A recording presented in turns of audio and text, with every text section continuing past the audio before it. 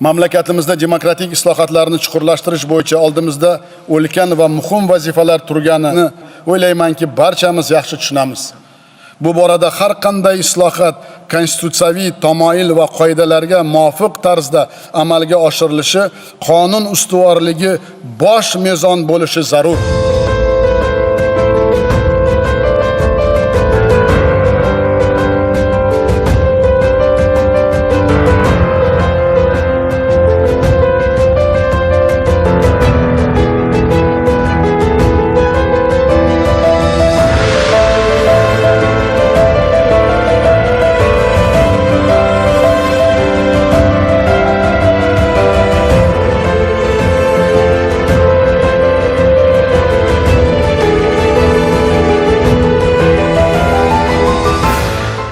Konstitutsiya va qonun ustuvorligiga erishishda biz albatta jamoatchilik nazorati muhitini paydo qilishimiz kerak jonajon vatanimizda.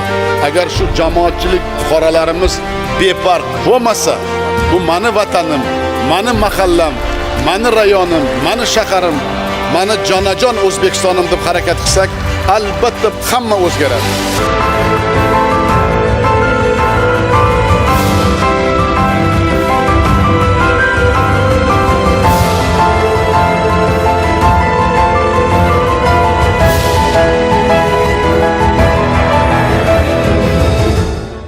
O'zbekiston boshqaruvning respublika shakliga ega bo'lgan suveren, demokratik, huquqiy, ijtimoiy va dunyoviy davlatdir.